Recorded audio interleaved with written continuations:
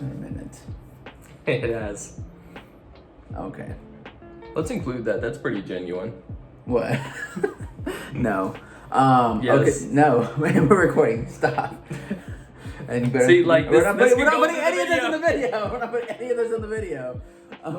What's going on, guys? Welcome back. We're both back finally. For another poker vlog. Love the conspiracy theories from the last one. Y'all will be getting shout out at the end of the video for the best ones. But spoiler alert, they were all great. They were.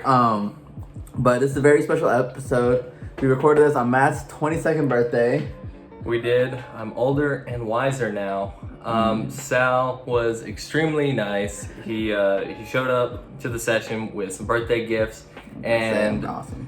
a below average singing voice.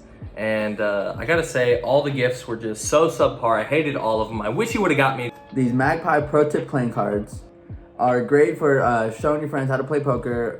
Anytime I try to teach them, there's always so much information you're throwing at them, and this helps alleviate the load a little bit. We have a card specifically for hand rankings, and each specific card has a tip or a fundamental basic of poker on the card. And so it's a great way, it alleviates some of the pressure or some of the knowledge they need to know every single hand.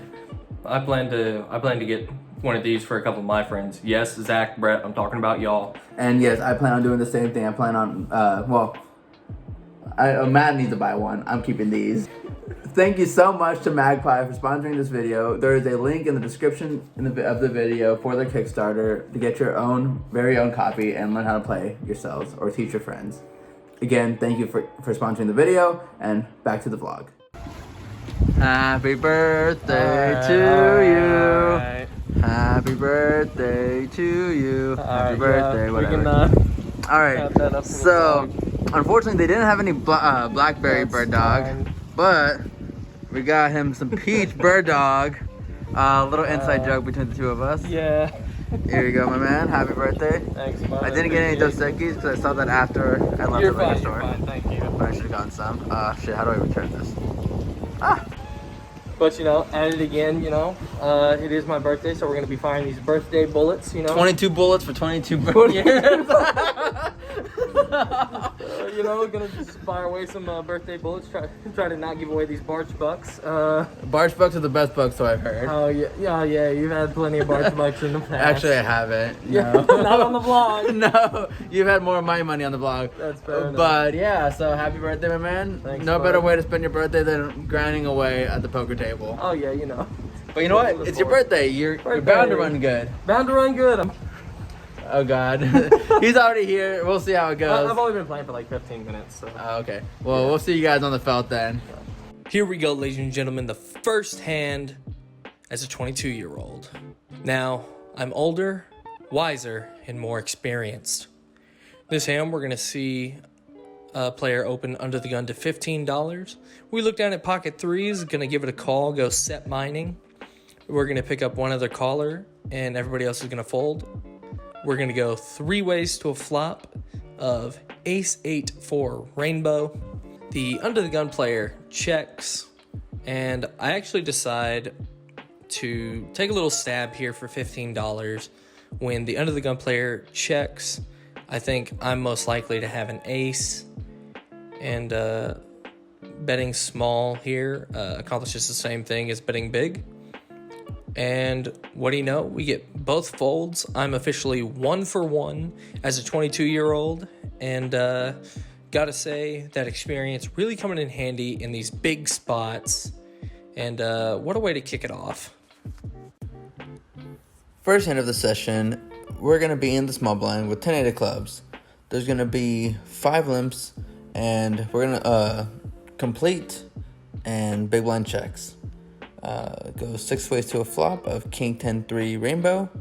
It checks through. The turn is going to be the 5 of clubs.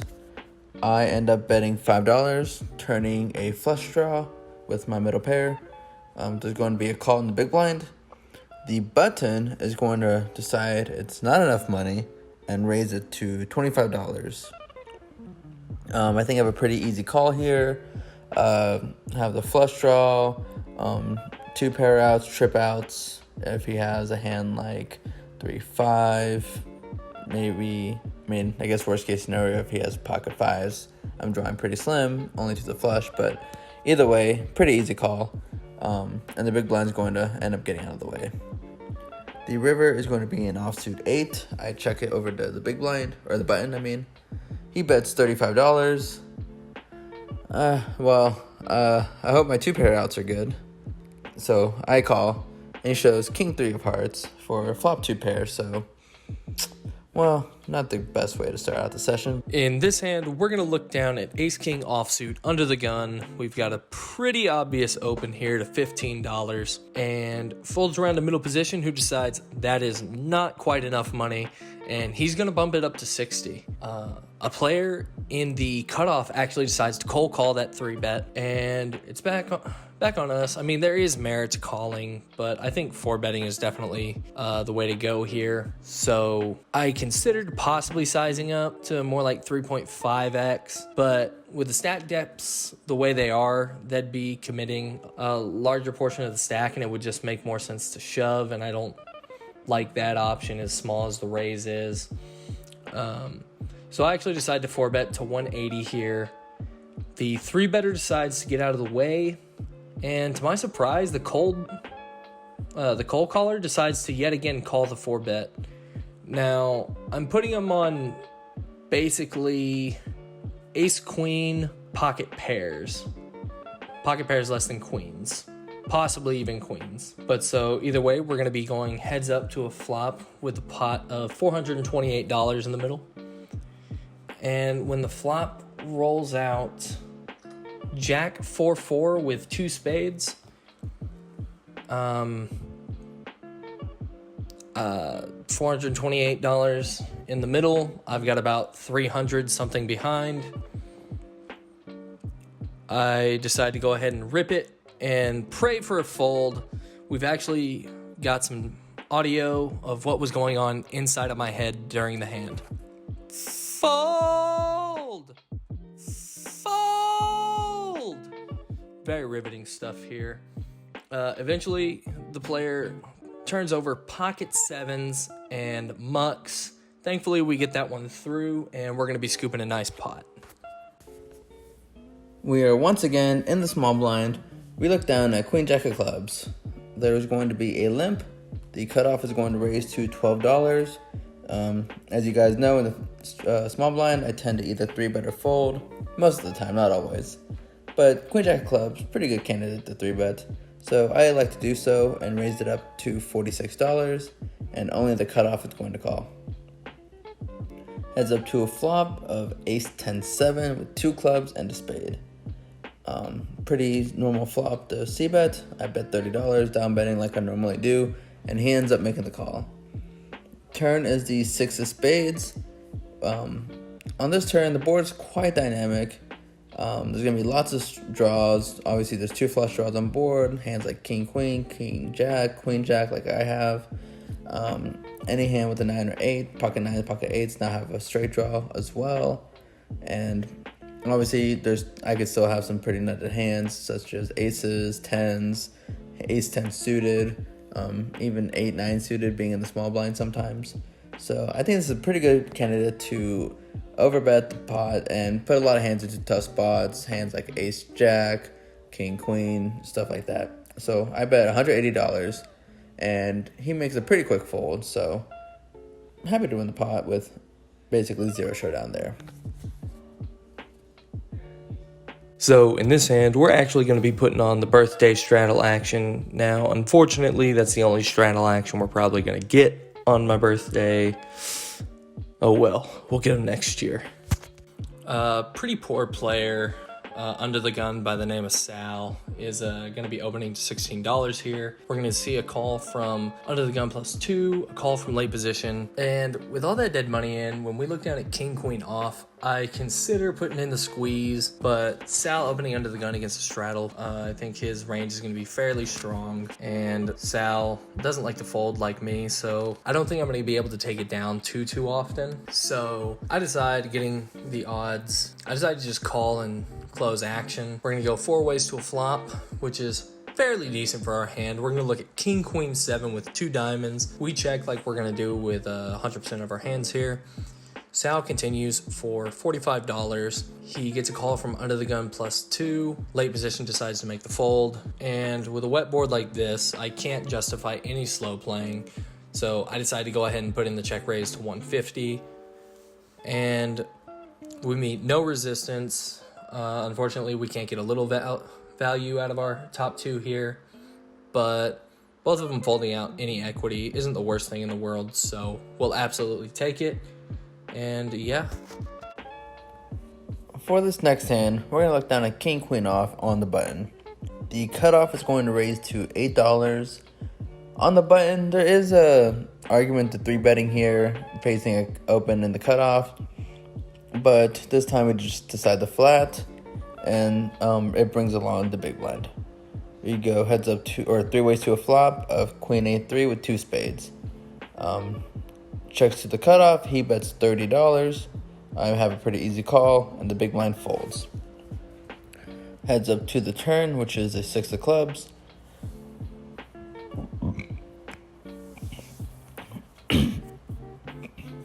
Oh, excuse me. He ends up betting $65. Once again, pretty easy call here. On the river, though, is where things get a little bit dicey. River is the ace, and he fires a third bullet for $125. First off, pause the video, comment down what you would do in this hand, as well as what you think I end up doing. Back to the hand. So anyways, this is a weird spot. The flush draw misses, but he could be value betting an ace if he spikes on the river. Basically betting ace high flush draw. Now betting top pair. You could have hands like ace queen. I guess you could still have a set, maybe like eights or threes. It's tough. This is a spot where I can see you sometimes calling, sometimes folding. We are known as the calling stations for a reason, but we do know how to fold sometimes. And that's what I end up doing. Not too mad about this spot, or too mad about this fold. Sometimes you just gotta let a hand go, and that's what I decided to do. Don't know if it was right, don't know if it was good, but that's what I did. So, yeah, live to see another one. In this hand, we're going to be playing 5-card high, and we look down at ace, king, queen, 10-7 with the ace of clubs, but it's naked, unfortunately, and a suited queen.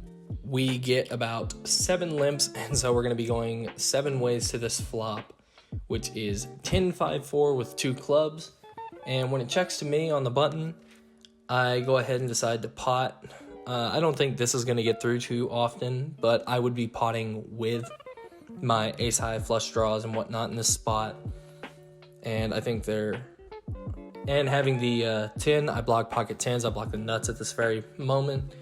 So I decided to go ahead and start telling a story. My buddy Sal calls. I use the word buddy loosely here. And another player call. So we go 3 ways to a turn, which is an offsuit 3. It's not the best. But now, not only are we blocking a set of 10s, but we're also blocking 7-6. But with 5 cards, that I feel like that's a little less relevant. And Sal checks. And the player in the middle decides to actually lead for $100 here. And so when he does that, I think he's just got a made hand. So I believe he's got the straight. I actually think he's got the nut straight at the time.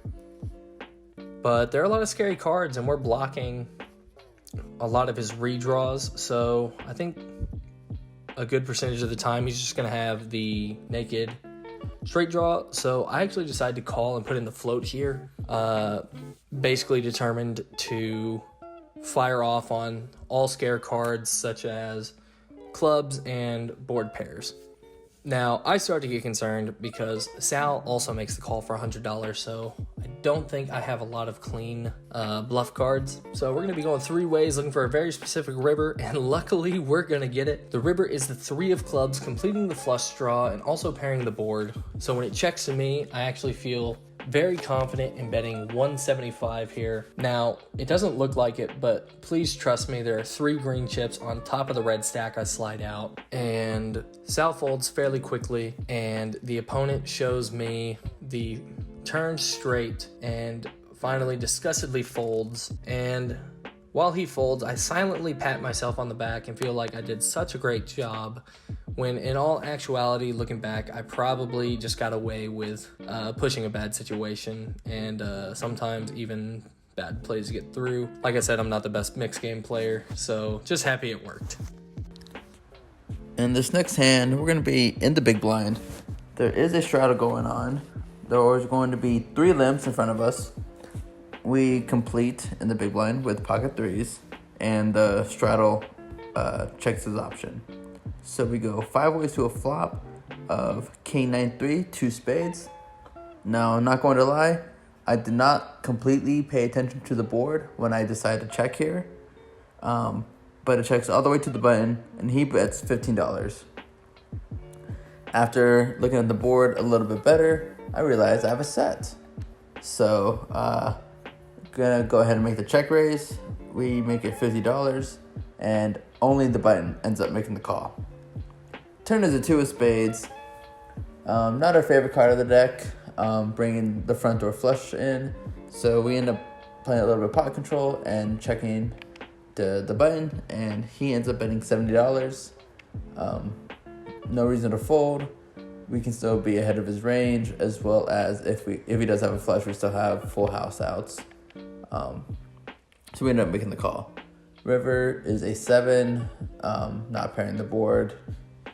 We check it over to him once again, and he bets $115.